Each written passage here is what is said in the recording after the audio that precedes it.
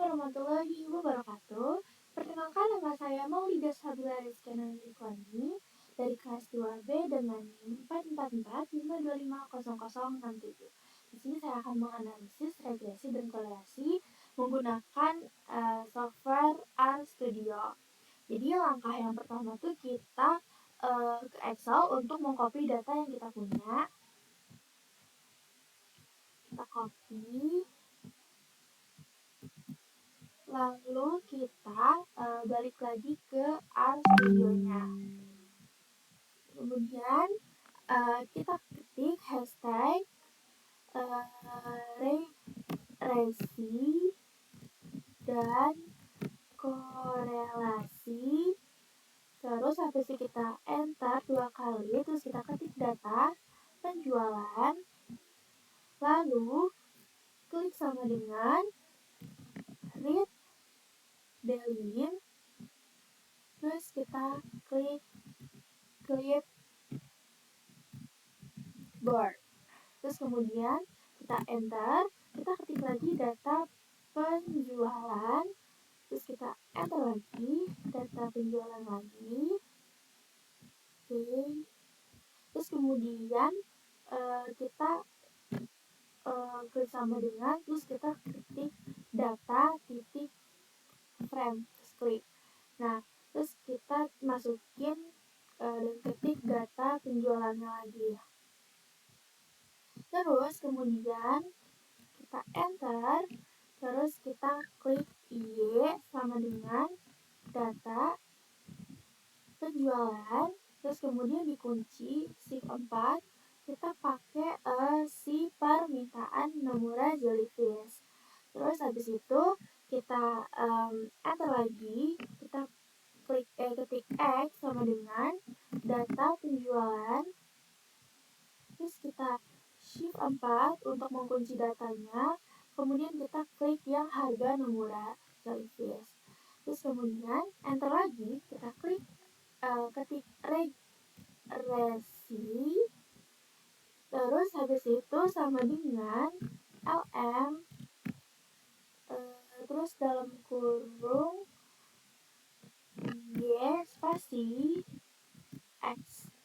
Terus kemudian di enter, klik lagi regresi, terus enter lagi, klik summary. Nah, terus abis itu kita klik yang regresinya, kita klik dulu.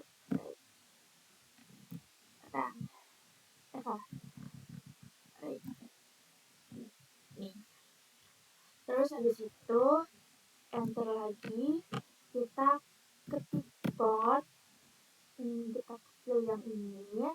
Terus habis itu kita ketik X, Y, X lab. Terus kita pilih yang ini. Terus tanda petik, kita ketik harga Nomura Jellyfish. Terus kemudian juga kita koma, terus kita ketik Y lab. Pilih ini sama dengan, terus kita tanda petik lagi, terus ketik permintaan Nomura Jellyfish. Kemudian kita enter, ketik apply.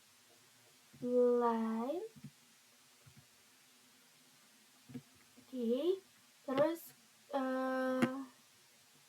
kurung, kita ketik regresi, terus kemudian kita ketik core X, Y.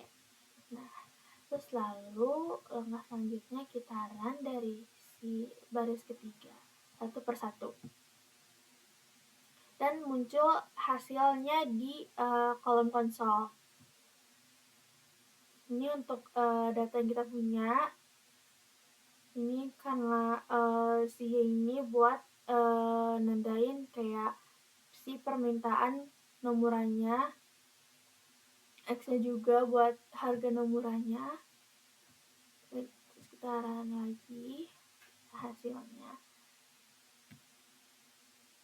Kemudian muncul si plotnya di sebelah kanan. Dan lalu muncul hasil akhirnya.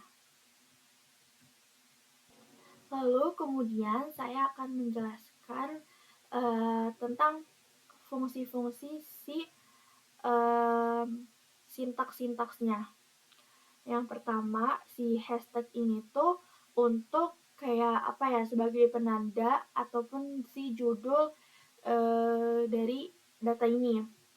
Terus kemudian di enter ini, terus baris ketiga data penjualan, read dalim, terus tutup kurung buka kurung, clipboard ini fungsinya untuk mengcopy si data penjualannya.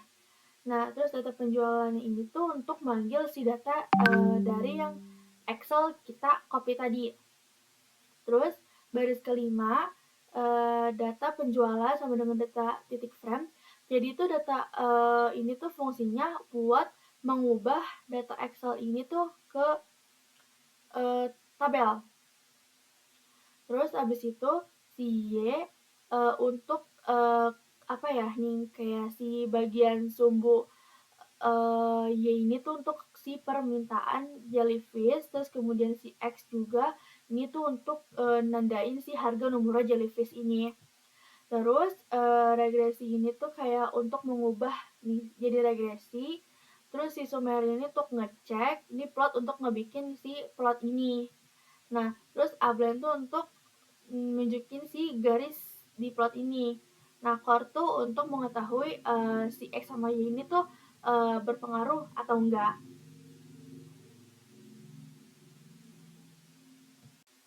Nah, di sini saya mau ngejelasin hasil plotnya.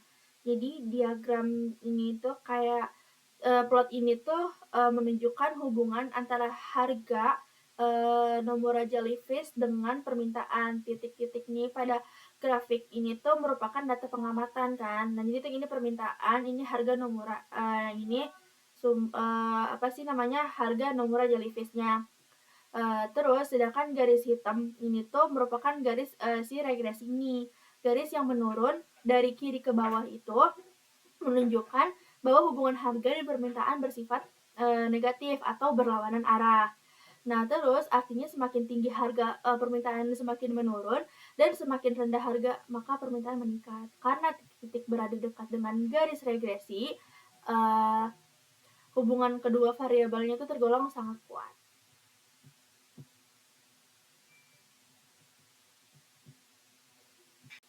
Oke, selanjutnya di sini saya akan membahas mengenai hasil yang sudah saya dapatkan dari sintaksnya.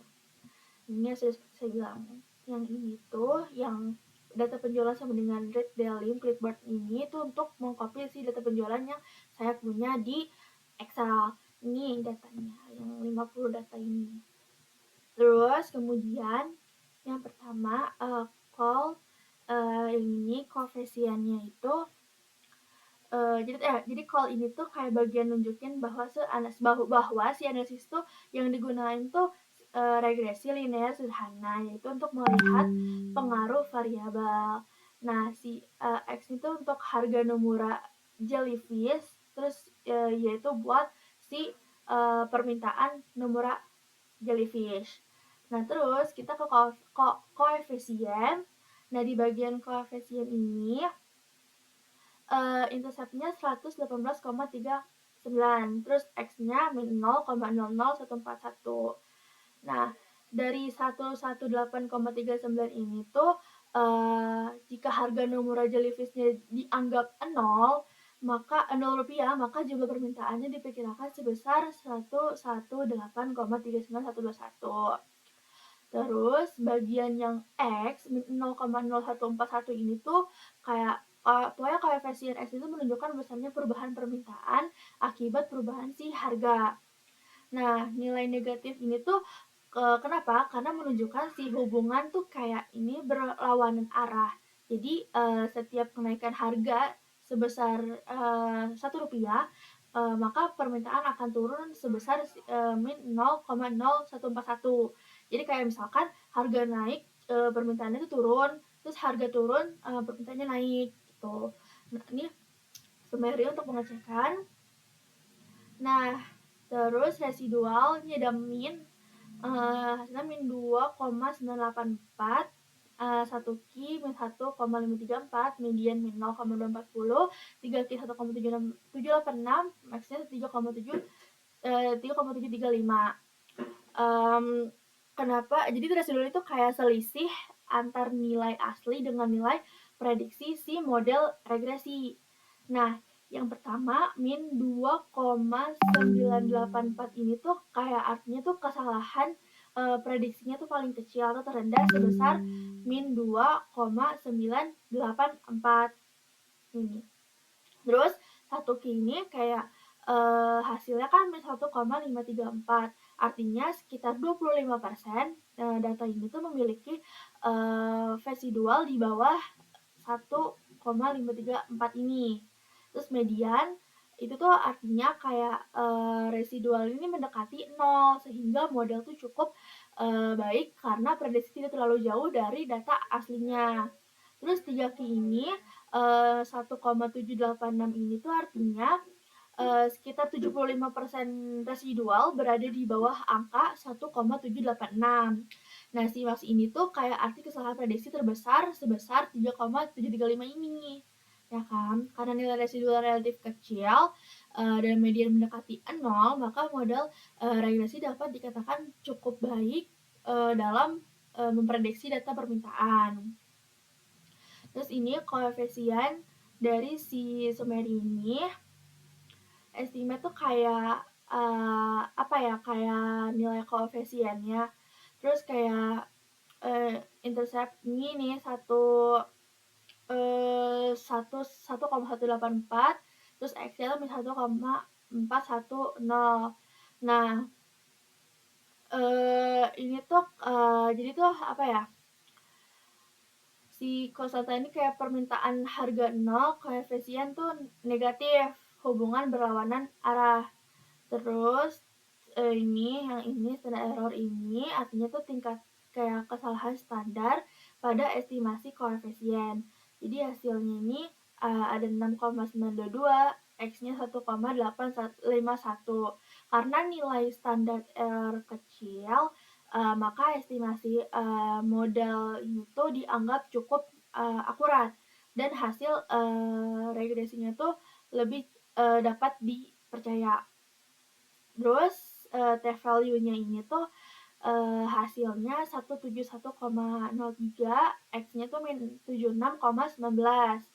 Nah, jadi tuh t-value ini tuh untuk melihat seberapa besar pengaruh variabel terhadap si model. Jadi karena nilai T besar jauh dari 0, maka variabel harganya tuh memiliki pengaruh yang sangat kuat terhadap si permintaan. Nah, tanda negatif ini pada si X ini itu menunjukkan arah hubungan, yaitu negatif atau berlawanan arah. Terus kemudian ini ada pair kurang ini.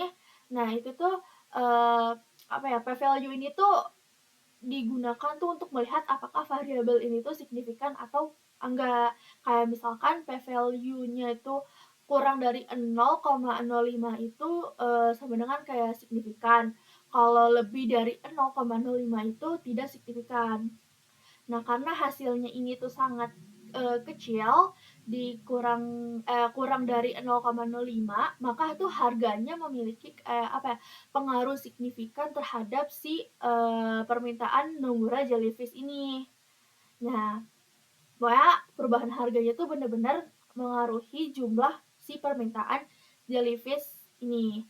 Nah, kemudian kita ke significant. Nah, ini kan ada 0, ada bintangnya 3, 0,01, bintang 2, 0,01, bintang 1. Yang ini nggak ada. Nah, kalau ini tuh artinya berarti kan p-value-nya tuh kan kurang dari 0,001 kan. Jadi itu apa ya, bintang 3, ini kan 0, ini 2, ini artinya signifikan. Ya, kalau misalkan 1 ini artinya signifikan. Oke. Terus karena munculnya 3 bintang, Berarti itu pengaruh si harga terhadap permintaan ini tuh sangat signifikan menurut saya. Terus residual standard error hasilnya 1,889 on 48 degrees of freedom ini tuh apa ya, kayak besar rata-rata kesalahan dari si prediksi model ini. Nah, nilai error pada 1,889 ini tuh tergolong kecil sehingga model regresi itu cukup baik dalam memprediksi permintaan. Terus yang ini 48 degrees of freedom ini tuh kayak menunjukkan jumlah kebebasan data yang digunakan untuk analisis. Terus kemudian ke multiple R squared ini tuh hasilnya 0,9918. Nah, jadi tuh fungsi dari ini tuh si multiple R squared ini tuh kayak seberapa besar kemampuan si variabel ini tuh untuk menjelaskan si harga menjelaskan si permintaan Nomura jellyfish ini. Nah, karena nilainya 1,89 di apa ya dibanding 99,18, artinya tuh perubahan permintaan dapat dijelaskan oleh si perubahan si harga ini, sedangkan 0,82% ini tuh sisanya dipengaruhi oleh faktor lain, misalnya kayak kualitas produknya, stoknya, atau kondisi pasar pasar dan sekitarnya. Nah, karena nilainya mendekati 1, maka model regresi itu sangat kuat menurut saya. Terus adjust R squared ini tuh hasilnya 0,9916. Nah, apa sih arti adjust R squared ini tuh? Artinya adalah versi R kuadrat yang sudah disesuaikan. Nah, jadi nilainya hampir sama dengan si multiple R squared ini. Jadi kayak berarti itu modelnya stabil dan hasil regresinya tuh dapat dipercaya. Terus kemudian ke ini F statistik 5804 ini dan p value-nya kurang dari 2. Terus kayak pokoknya tuh F statistik ini tuh digunakan untuk melihat apakah model ini tuh model regresi ini tuh secara keseluruhan tuh layak digunakan atau enggak.